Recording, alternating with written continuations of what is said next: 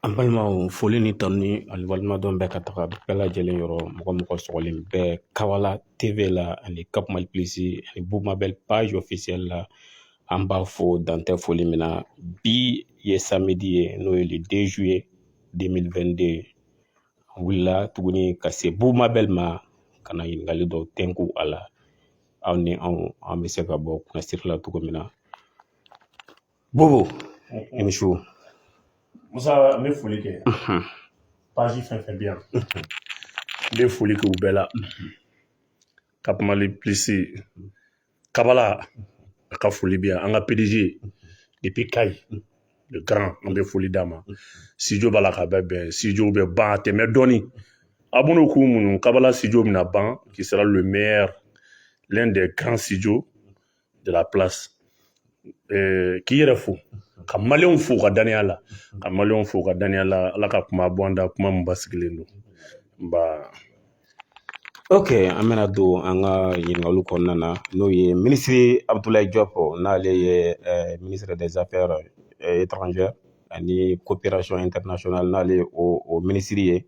a bɔra ka lase dɔ kɛ an nakun y'o ye ani Espagne olu fana ka position o tan ko in na Bobo o y'an sekun ye bi e bɛ se ka jumɛn fɔ ministre ka bɔli in na.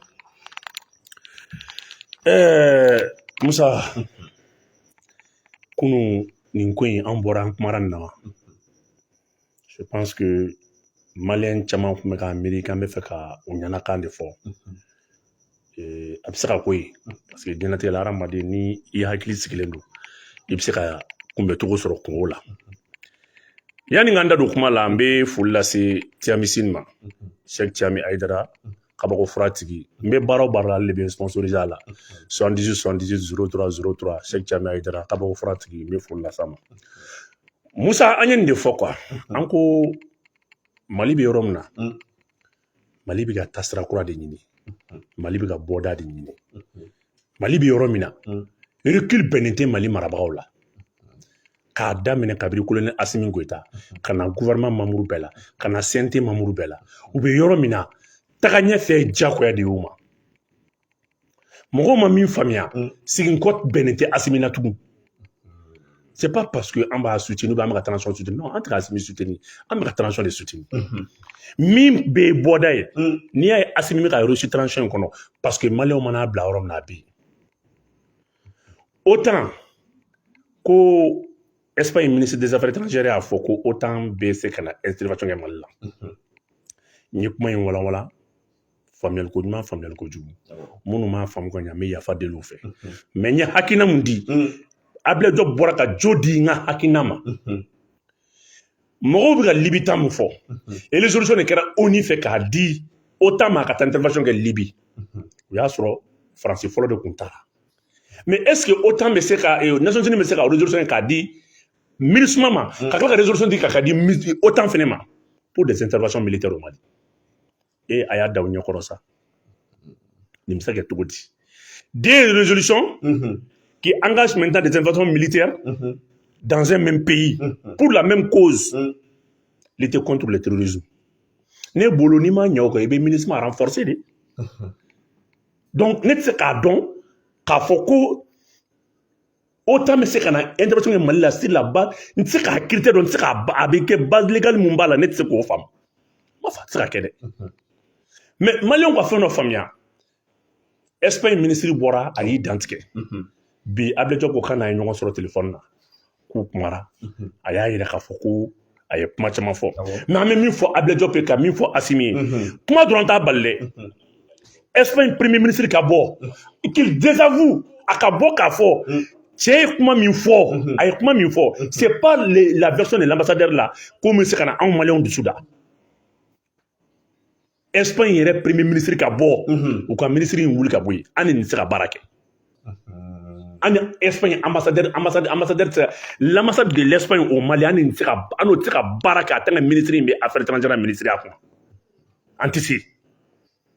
Mali ka taali bi parce que kuma min bɔlen filɛ nin ye c'est vrai que ça a été une fuite en avant mais an ka sɔnni sigi nin kan an ka dɔn k'a fɔ nin ye ko ye ko min ni an kan ka nin kɛlɛ kosɛbɛ Musa ne a fina ngo transition in fengele mba ko jani aka souveraineté transition te kulenga malien ko honya la quoi transition te kulenga malien ko bonya la transition te kulenga malien ko dambela ni ye fen fo malien man na ma famia abe boki kunu jabi beya me Espagne yɛrɛ ambassadeur ay wulili lettre ci raw sa banende ataka ableto pour wuli bi appel téléphonique ka fa kuma min fora tiɲɛ tɛ bi tiɲɛ tɛ sini wa fo ka an san tɛ nin waati kɔnɔ mais bonya bɛ tɛmɛ nin kan mais an bɛ min fɔ hali bi gouvernement ye position bɛ gouvernement bolo par rapport à la mission de par rapport maintenant au mandat de l'aménagement gouvernement kana bɔ a dalaka kan Musa bɛna fɛn fila f'i ye bi mandat in kɔnɔ maliyɛnw k'a lamɛn mɔgɔ kalanenw tulo bɛ na a fɔlɔfɔlɔ ye mun ye n'i y'a ye France ye résolution sɛbɛn k'i basé droit de l'homme kan n b'a kun f'i ye bi maliyɛn caman kɔni lamɛn dɛ France ye droit de l'homme kɛ résolution in labɛn ka droit de l'homme renforcer parce que France b'a dɔn Russie suspendu du Conseil des droits de l'homme na de l'ONU Russie ma suspend ani Ukraine ka mankan na wa Russie suspendu do donc ni ministre tra rapport fɛn fɛn kɛ kana n'a ye France b'o ta ka Mali gosi n'a ye Nations Unies na a résolution parce que Russie se ka voter a kun y'o dɔrɔn de an ye ɲinini minnu kɛ an y'a k'a fɔ a kun tɛ dɔwɛrɛ dɛ barisabula France y'a dɔn k'a fɔ ale bolo bɔra Mali la pepewu n'o bɛ maliyɛn masiga la i ka t'i mɔgɔ la quoi n'a bɛ maliyɛn masiga la ko Mali bɛ France bɛ Mali k'a sago i n'a fɔ fɔlɔ o bɔ i kun na quoi o bɔ i kun na donc n'a ye MINUSMA nana MINUSMA dun tɛ sɔn abada parce que tubabu dalen tɛ militaire africain na u b'a dɔn k'a fɔ u tɛ sɔn abada k'a fɔ k'u bɛ baara kɛ ni an ka sous-région sɔrɔsiw ye parce qu'ils savent très bien que u jigi bɛ tubabu ɲɔgɔn de kan o de y'a to Barkhane ka mission banna c'est un acquis diplomatique pour le Mali Mali tɛgɛ kan ka fɔ Mali kun a la bien que MINUSMA ka mandat renouvelé vraiment an ye réserve caman k'a la dɛ mais an ka gouvernement félicité Barkhane min bɔra la 2023 bɛ se yɔrɔ min na Musa o bɛ tila ka na fɔ tugun e seba kalama ko MINUSMA ka opération k'a banna yɛrɛ ma parce que tubabu tɛ nafa sɔrɔ ko la a t'a renouvelé an bɛ se 2023 ma waati min na parce que u b'a ye k'a fɔ u bɛ min ko MINUSMA ko la o tɛna ɲɛ sɔrɔ Mali bɛna puissance sɔrɔ Mali bɛna fanga sɔrɔ parce que Mali bɛ yɔrɔ min na ko bi coopération bɛna multiplier ani Russie cɛ baara wɛrɛw bɛna kɛ i bɛna o mɛn dans les mois à venir u bɛna bɔ ni contrat kuraw ye avec la Russie k'a dɔn k'a fɔ maliyɛn minnu bɛ ka siga Mali ni Russie ka coopération na ko bi de ka jugu bi de ka jugu Mali ni Russie ka coopération i b'i sigi n bɛna kuma dɔ f'i ɲɛna i b'o noter k'a bila memorandum d'entente kɔfɛ coopération militaire kɔfɛ i bɛna coopération wɛrɛ dans un mois o fana bɛ n'i kabakoya tugun Mali ni Russie cɛ la Russie se ka Mali labila o a fɔlɔfɔlɔ ye mun ye Russie bɛ fusée baara min kɛ fusée moteur bɛ bɔ fɛn min na n'o ye platinium ye o bɛ bɔ hors déchet de la n'i bɛ sanu bɔ les dérivés de l'or la fɛn bɛ bɔ a la ko palladium ani platinum a bil'i kunna n'o ye n'u dɔw b'a fɔ ko platine o platine min filɛ nin ye fusée moteur bɛ dilan n'ale de o de bɛ yan po bi Mali bɛ yɔrɔ min na ko bi Mali uranium gisement min yera ni France y'a sɔrɔ a bɛ France bila deuxième puissance nucléaire de la alors que Russie de bɛ o place la bi la France est la 4e puissance nucléaire ni gisement bɛ Mali la ni France y'a sɔrɔ a bɛ bila Russie ɲɛ donc maliyɛnw kana kulonkɛw yɛrɛ la barika min bɛ maliyɛnw na u kana kulonkɛw yɛrɛ la barika min bɛ maliyɛnw na u kana kulonkɛw yɛrɛ la k'a daminɛ Mali kun fa kun Ala y'a bɛɛ sɔn fɛn dɔ de la tu sais que n'Ala bɛ dugu bɔ nɔgɔ la a bɛ nin gɛlɛyaw de lase ma mais an bɛ min fɔ colonel Assimi Goïta ye sini CEDEAO kan ka taa sigili la o sigili kɔnɔna la o bɛ taa wolo mun na a wolola ɲuman na o a wolola juguman na o à partir de demain ni CEDEAO y'a se k'a fɔ k'a bɛ résolution in k'a bɛ so de la libérer l'embargo k'a b'a repousser sini bɛɛ ka taa bila sinikɛnɛ bɛɛ la Assimi ka kɛ cogo bɛɛ la a ka an lamɛn a ka Mali ka processus de retrait de la CEDEAO u ka engagé sini parce que an ye ŋunuŋunukan min mɛn an y'a k'a fɔ CEDEAO n'est pas de bonne foi parce que u kun bolo fɛn fila tun bɛ résolution in kɔnɔ le 29 résolution in fɛn fila bɛ yen o ma sɔrɔ la France n'est pas du tout contente bon a bɛna CEDEAO engagé sini ka fɛn dɔ fɔ an ma sigi mais o ye mun ye parce que u ye pression kɛ Mali kan ko fo Mali ka segin G5 Sahel la donc Mali ma sɔn ne b'a dɔn a ma diya faransi ye ko mali ka segin GIGN Sahel la o y'o k'u ka résolution kɔnɔ faransi résolution faransi de résolution sɛbɛn ka na quoi k'a b'a ɲini ko mali ka segin GIGN Sahel la mali ma sɔn ka segin GIGN Sahel la bon sini i b'a nɔ ye CEDEAO ka sini décision na. Ala an bɛ ka ŋunukan dɔ mɛn ko sini ko ça est en bonne voie. Non, i b'a c'est tout le temps en bonne voie. A ma deli ka bɔ bonne voie là. C'est tout le temps en bonne voie. Mais sini i bɛna y'a la parce que u tun bɛ fɛ Mali ka segin G5 Sahel la. Le Mali n'a pas voulu, Mali y'a yira k'a fɔ non o t'ale fɛ la tun ale tɛ segin G5 Sahel la. Bon sini CEDEAO bɛ dɔ fara sanction kan. Mais solution kelen min bɛ nin na sini à partir de demain Mali va prendre une décision très sage et historique sini. Sini embargo ko in i bɛna da Asimi na sini de o tɛ ne kumakan ye dɛ i bɛna dɔn de ko Asimi bɛ siran fɛn min ɲɛ ko ye Ala ye wa i b'a bila i kunna e Musa ni e ni ne lafiyalen don ni Asimi Asimi tɛ se ka yala tugun a kelen Asimi tɛ se ka taa buranfɔ la tugun Asimi tɛ se ka kulonkɛ kɛ tugun Asimi tɛ se k'i sigi ka thé wuli ka min tugun Asimi tɛ se k'i sigi gɛrɛn tugun ka baro comme vie liberté min b'a bolo Asimi tɛ se k'o kɛ tugun quoi a y'a ka vie sacrifier Mali kama de parce que Asimi ka vie de bɛ menacé don fo ka taa kɛ don min na Ala y'a ka wele s'a ma an bɛ dugawu de kɛ Ala kana Asimi labila an bɛ dugawu de kɛ Asimi ye min kɛ maliyɛnw ye Asimi ye yɛrɛkun dili min kɛ maliyɛnw ma an bɛ dugawu de kɛ Ala kana kɛ fu ye sini i bɛ fɛn mɛn Asimi bɛ fɛn kɛ sini CEDEAO k'i jija dɔrɔn a ka kɛ Ala kama ni CEDEAO bɛ a ka hɛrɛ fɛ a ka embargo in wuli entièrement n'a ma wuli sini décision min bɛ ta sini i bɛna dɔn sini de bɛna da président Asimi Goïta la sini de e bɛna dɔn bilahi ko n'i ye Asimi i b'a dɔn n bɛ kuma dɔ f'i ɲɛna Musa n'i tugura barikaden kɔ i tɛ malo anw bɛ dabara baya min na Asimi nɔfɛ cu don o don kuma la n'an kun ye nin kɛ politique sanfɛ ça sɔrɔ an malo la mais don o don Ala bɛ k'an sutura baara in kɔnɔ sini ne bɛ kuma kelen fɛn la sini Asimi suivant maintenant décision bɛ ta sini parce que ko dɔ ko b'u mɔgɔ fila kɔnɔ n'u y'a kɛ sini Asimi bɛ décision bɔ sini su e bɛ tila ka na ne Bumabel ɲini k'a fɔ ne sini ye donba ye dɛ sini jateminɛ dɛ wa sini ye Mali ka kunnawolo hɛrɛ dɔ ye wa ko min ko bɛ Faransi kɔnɔ a tɛ ɲɛ sɔrɔ dɛ barisabula a bɛ ka Asimi bali min na o latigɛra n'o ye Mali wariko ye o banna bisimila Musa bon mɔgɔ caman bɛ ɲininkali la wariko kuma in na dɛ ko an y'a kuma fɔ mɔgɔw ye laɲiniw kɛ pour que wari in bɛ se ka bɔ cogo min na mais hali bi ko ta tɛ ka bɔ si dɛgɛ Musa n bɛ kuma kelen f'i ɲɛna min ko bɛ Faransi in kɔnɔ a tɛ ɲɛ sɔrɔ a b'a dɔn k'a fɔ a partir nin kalo minnu bɛ nalen ko dɔ bɛ kɛ quoi wa ni wari min bɔra Asimi kan ka kuma lamɛn Banque centrale du Mali ni Mali y'a créé o Banque centrale mun filɛ nin ye mɔgɔ si kana CFA converti i ka banque la ka échange kɛ i ka banque la k'a sɔrɔ i ma Banque centrale ni ɲininka n'a y'a kɛ la France est capable ka taa CFA dilan k'a caya ka taa falen Mali wari la tun ka tila ka don n'a ye Mali kɔnɔ ka Mali politiciens san n'a ye ça veut quoi an n'an bɔra CFA la o t'an kisilen dɛ n'an bɔra CFA la an k'a fɔ banque o banque ni Mali Banque centrale du Mali n'o ye BCM ye ni Mali Banque centrale du Mali de bɛ baara kɛ ɲɔgɔn fɛ i kana CFA falen ka tɛmɛ miliyɔn 100 kan n'i b'a kɛ i bɛ Mali Banque centrale ka accord ɲininkali kɛ n'aw m'a kɛ France i bɛ taa CFA dilan à des coûts de milliards ka taa converti an ka wari kelen in na ka tila k'a échange kɛ n'a ye ka tila ka don n'a ye tugun.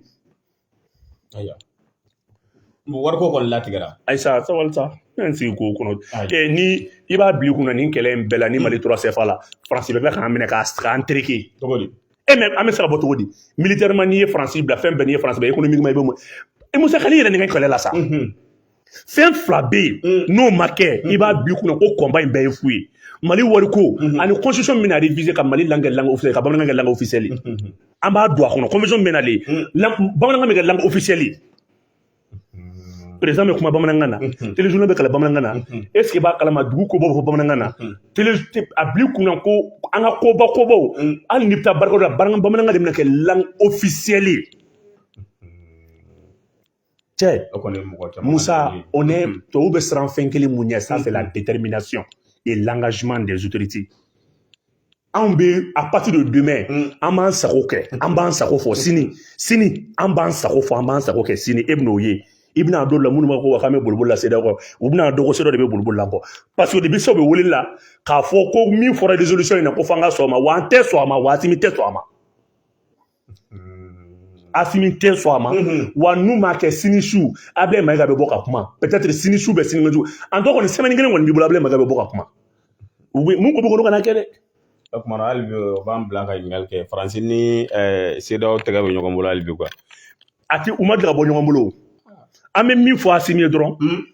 yɔrɔ a ye maliyɛnw Ala y'a kɛ MINUSMA ko kɛra furugufurugu ye dɔɔni n b'a dɔn Assimi tɛna ni ɲɔgɔnna wɛrɛ kɛ ni Ala y'a kɛ wariko mana dilan a ka tila tun ka wari in ta banque bɛɛ kana wari falen Mali n'i bɛ fɛ ka CFA falen Mali ka wari kura la banque bɛɛ u ka banques choisi irisiw yɛrɛ ka banques choisi ka banques surveiller n'an m'a kɛ u bɛ tila ka taa CFA dilan à des coûts de milliards ka tila ka na n'a ye k'a convertir Mali wari la k'a ladon c'est pour cela mina min fina Américains sɔmina mɔgɔw bɛ ka min fɔ ko OTAN u ka t'u mago la Américains bɛ ka individuellement u bɛ na négociation na Mali fɛ Américains mago bɛ contrat 3 de la fɔlɔfɔlɔ ye ji Américains bɛ contrat de ɲini Mali fɛ o ye ji ko contrat ye parce que pénurie d'eau tun bɛ Amérique kan d'ici 50 ans Amérique bɛna problème sɔrɔ pénurie d'eau la donc Mali de ye dugu ye dugu min bɛ yen n'a ji tɛ ban. Donc aujourd'hui mɔgɔw bɛ ka mun miiri Amérique sago tɛ dɔwɛrɛ foyi ye ka Faransi bolo tɛgɛ fila kɔ k'a bɔ Afrique ko la parce que l'Amérique a bien compris que Faransi mangoyara ka se yɔrɔ ma n'i ko k'i bɛ Faransi lawuli Afrique kɔnɔ i bɛ gɛlɛya sɔrɔ donc n'ale ma fɛɛrɛ kɛ ka Faransi koloniw récupérer n'a y'u to Faransi bolo est-ce que b'a dɔn Faransi bɛ koloniw perdu Amérique b'a perdu Union européenne b'a perdu wa irisiw ni Chinois bɛ tila ka na koloni ninnu récupérer. Donc on dit que l'Amérique veut faire un double jeu. Ni Nations Unies il joue avec la France, avec France ça va comment faire. Mais individuellement, bi hakila jigi. John Frofro de transition est reconnu. Amérique transition 24 mois qu'elle ni Assimi décret ta ka 24 mois de transition ma. John Frofro de reconnu, Amérique de reconnu. Amakea. Yaki tala ou ambassadeur nana kana micro mina ka kuma. Bon il va oublier aujourd'hui Amedo mina ko bi. L'Amérique va composer avec ce gouvernement là.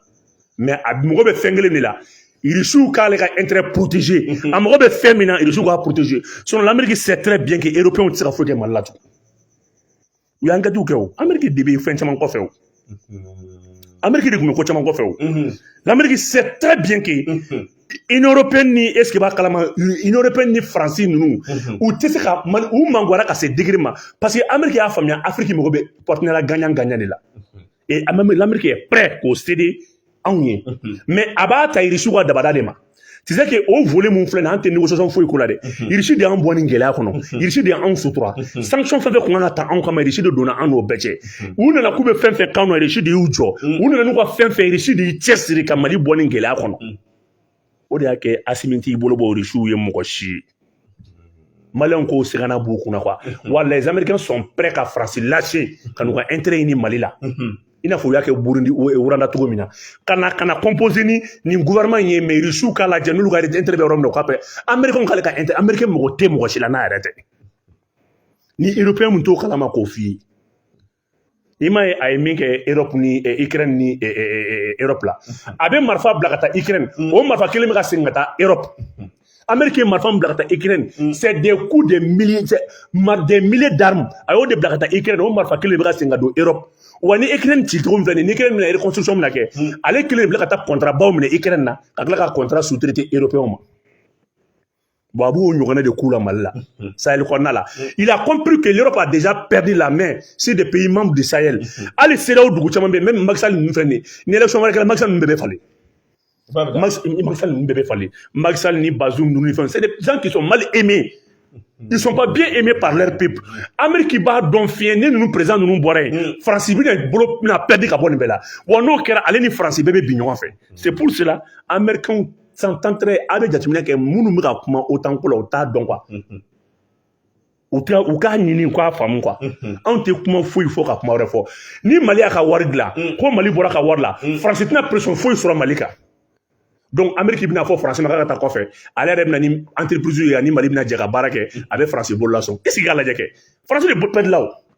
la diplomatie française dans ces 10 derniers temps là a ɲɔgɔn France ma deli ka président fila min sɔrɔ Macron ni Sarkozy a kɛra erreur de ye France ma quoi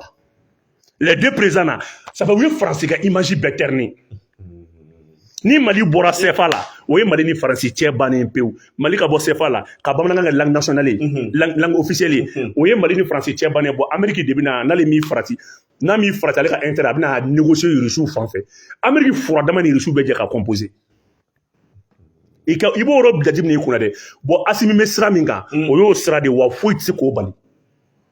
Assimi bɛ sira min kan CEDEAO ye embargo wuli sini o a ma wuli sini o ko dɔ ko bɛ Assimi kɔnɔ n'o kuma fɔra i b'a la kɔlɔsi dans quelques mois wariko in ka latigɛ n'o wariko latigɛra Russiw bɛna banque de yira an na mun ni Mali banque centrale de bɛna baara kɛ wari o wari n'a kɛra CFA ye n'i bɛna falen an ka wari kura in na ayi a tɛ tɛmɛ miliyɔn 500 kan bon n'o de kɛra o ye Faransi tɛgɛ de ye tafe ko nin y'an talen de ye i bɛna fɔ ne ye dans 2 ans o y'a sɔrɔ Macky Sall tɛ président tugun Bazoum ninnu bɛɛ ka mandat bɛ ban parce que population bɛ ka génération kura de bɛ ka nalen i b'a fɔ Assimi ta kɛra cogo min na donc o génération kura de bɛ ka nalen o de bɛna Côte d'Ivoire i b'a bila i kunna Alassane Dramane Ouattara tɛ passer deuxième a tɛ nin ta ye troisième mandat la bon ni élection sera a tɛ tɛmɛ Faransi seko t'o la mɔgɔ si seko t'o la donc génération kura min bɛ ka nalen mɔgɔ t'a dɔn Ala ko tɛ wa génération kura min bɛ ka nalen Américains b'a dɔn fiyewu o génération kura in de bɛna i fanga da Faransi fanga la c'est hali bi cɛkɔrɔba ninnu de bɛ yen o Assimi ɲɔgɔnna jeunes bɛ ka nalen o n'o jeunes de cayara sisan Guinée ɲɛ yɛlɛnna Mali ɲɛ yɛlɛnna bon Burkina président o bɛ filan na ale bɛ filan na ale sisan u ye sigi a la ale fɛnɛ bila k'i cu ni Faransi i b'a fɔ Assimi y'a kɛ cogo min na u bɛ composer n'i ye n'a sera jamanadenw ka hɛrɛ yɔrɔ ma u b'u cu n'i ye bon Bazoum fɛnɛ bɛ ni Bazoum échouera président kura min bɛ na Niger o b'i cu ni Faransi est-ce que i b'a lajɛ dɔrɔn wagati de sera quoi ala mana barika kuma se Musa mɔgɔ se k'a bali jamanadenw ka daw yɛrɛ la tubabu bɛ minɛ tan de tubabu tɛ minɛ ni foyi ye i mɔgɔ t'i yɛrɛ kunna n'a y'i jalaki a jalaki u ye Mali jalaki Mali ye Espagne jalaki bɔ k'i yɛrɛ ɲɛfɔ c'est ça le président c'est ça une autorité ni ne ɲinina Assimi fɛ an ye nin ɲini Assimi fɛ n'an dɔgɔyara yɔrɔ min na an bonya n'an nenina yɔrɔ min na wuli k'i jɔ n'an fagara yɔrɔ min na an ta sera i ka mɔgɔ faga an place la n'u y'an faga u faga foyi ma ɲini Mali armée fɛ nin kɔ donc Faransi b'a dɔn Russie suspendu don conseil de droits de l'homme na a bɛ ka droits de l'homme bɛɛ ta k'o di MINUSMA ma MINUSMA bɛna rapport fo min sɛbɛn n'aw ka bɛ Mali sanctionné don min na i b'a ye k'a fɔ o don b'a sɔrɔ Mali Russie tɛ droits de l'homme na bilen a bɛ taa vote k'a sago ye o de y'a to Mali tɛ sɔn fo ka diɲɛ wuli Maliyɛnw ka t'u da quoi Mali tɛ sɔn abada droits de l'homme ka droits de l'homme autonomie large to MINUSMA bolo Mali b'a dɔn wa Russie tɛ sɔn abada wa Mali tɛ sɔn Maliyɛnw kana jɔrɔ o la quoi ne b'a dɔn mɔgɔ caman jɔrɔlen don mais Maliyɛnw kana jɔrɔ o la o latigɛra ka ban quoi Mali yɛrɛ ka bɔ t'o la quoi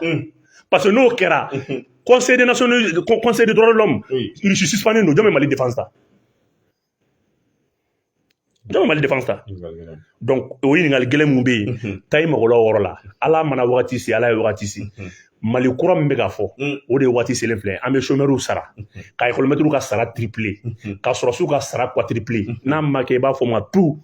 dans 2 ans ka visa ta kana Mali la o ka gɛlɛn ka visa ta ka taa Faransi o ka gɛlɛn ka visa ta ka taa États-Unis Mali visa dɔgɔyalenba bɛ se ka taa 400 € la kana k'i bɛna Mali la Mali bɛ kɛ tunga jamana ye i bɛ bɛɛ bɛ segin mais a jateminɛ kɛ Maliyɛn 6 millions de bɛ kɔfɛ ni 2 millions seginna Maliyɛn diaspora ɲɔgɔn tɛ Bigamara la Maliyɛn diaspora ɲɔgɔn tɛ Sɛnɛ la parce que i b'a kalama ko tubabuw y'an ka mɔgɔw kalan an ma se ka minnu don école la yan dɛ n'u ka école tiɲɛna olu taara tunga la u ye san 20 san 10 min kɛ tunga la u ye yiriden kalan u ye dugukolo kalan u ye mɔni kalan u ye agriculture kalan o diaspora kelen de bɛna sigi n'o expérience ye donc an mɔgɔ foyi tɛ jɔ tubabulaw la o la olu de an ka taa projet ɲini tubabuw fɛ ka na k'an bɛna an ka sɛ mara ni fɛn kɛ o y'a sɔrɔ diaspora est déjà bien formé pour ça est-ce que i bɛ ka nin technique faamuya ça fait olu de an ka fɔ k'an bɛ taa tubabuw nɔfɛ ka na an ka ingénieur ni fɛnw former an ka diaspora minnu bɛ yen olu de bɛna sigi n'o expérience ninnu ye ok Bubu dugu jukɔrɔfɛnw u ka ca an fɛ yan nɔ hali bi Mali bɛ sɛgɛn kɔnɔna na est ce que ani Russie bɛna bɛn olu bɔli ni o tilali nin da kan na komi ani Faransi ta kɛra cogo min na olu baara banna ka ban Musa banna o contrôle min na président la tile 2 in na coltan Ala y'o de k'an fɛ yan Kobal o de bɛ yan ka téléphone smartphone olu bɛ dilan ni fɛn min ye smartphone ni iPhone ni fɛn ninnu a y'o to yen o bɛ dilan ni minɛn min ye o caman de b'an fɛ yan justement kuraw de yera o mekla ka bɛɛ bilan d'i ma k'a daminɛ mali kunna kun mali yɛrɛ susu yɔrɔ min ka dɔgɔn dɔn ni yɔrɔ bɛɛ ye o ye segu mara ye bon segu mara de fɛnɛ dugukolo ka ɲi sɛnɛ fɛnɛ la ka tɛmɛ a bɛɛ kan yɔrɔ ala bɛ danni de kɛ ni ala ye danni kɛ a bɛ yɔrɔ dɔ gɛlɛya ka yɔrɔ dɔ nɔgɔya n'a y'i sɔn sanu na yɔrɔ dɔ la a b'i sɔn dumuni na yɔrɔ dɔ la bon segu de ɲɔgɔn tɛ balo la donc o de kɛ segu dugu jukɔrɔ nafolo ka dɔgɔ donc n'a bɔra segu la k'a daminɛ kayi fo kidali i jɔlen b'i bɛn fɛn dɔ ma ye donc ala ye segu kɛ balo ye k'an ka yɛrɛ balo ni segu ye mɔgɔ mɔgɔ bɛ mali sanu kɔfɛ i t'a da dɔn Kamou Moussa ye 3000 tonnes de bɔ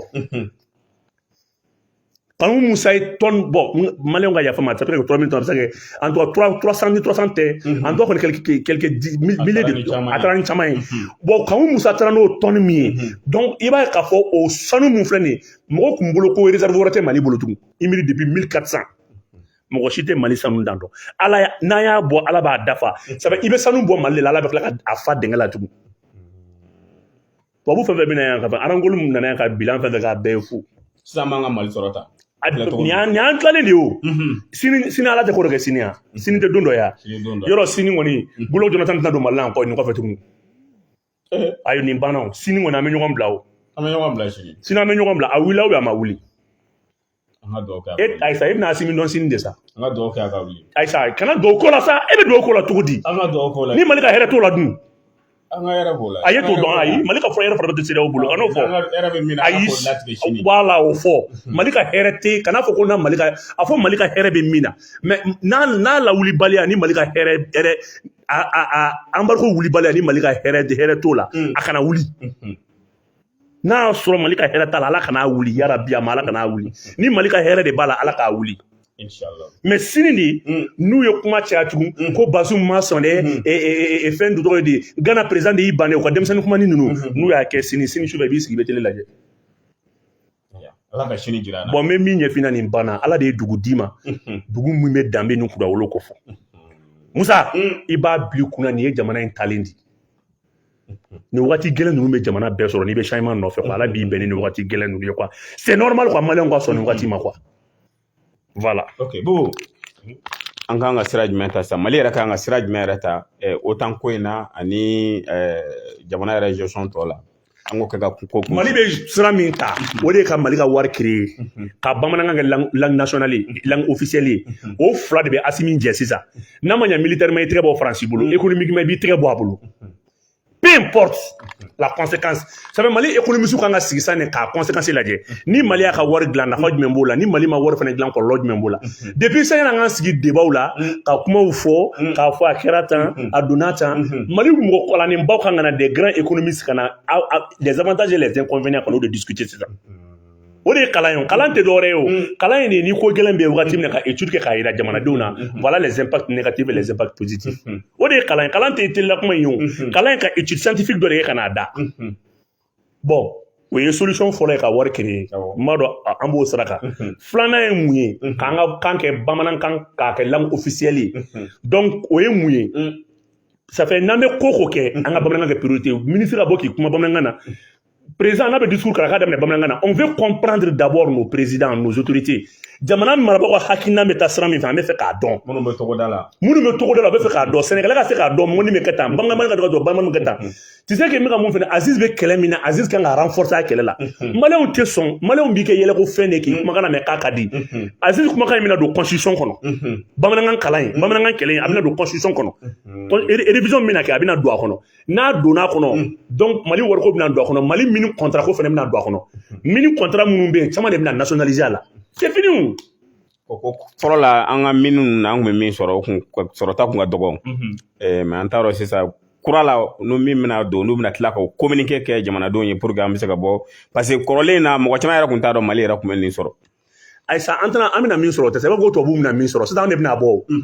an de bɛna min bɔ sisan e bɛ ka min fɔ sisan o kun ye contrat kɔrɔ de ye quoi sisan nɔ min contrat kura min bɛ yen anw de bɛna contrat bɔ anw de bɛ contrat kɛ sisan n'i bɛna an b'i bolo lasɔn yɔrɔ fɔlɔ c'est 10-20% o de parce que tubabu de kun b'a bɔ mais ni zen Mali yɛrɛ de bɛna an ka sanu bɔ sisan voilà ok maga laban donc n b'i fo an bɔra bi ka nin video tunen kɛ ka Espagne ministre ye kuma min fɔ an kun ye video k'a la kunun maliyɛn caman kun y'a yira k'a fɔ non non non an bɛ ka maliyɛnw sagona kuma de fɔ ministre yɛrɛ bɔra ka kuma caman fɔ aw bɛɛ ɲɛ b'a la k'a fɔ maliyɛnw ye tugun ko sini ye don dɔ ye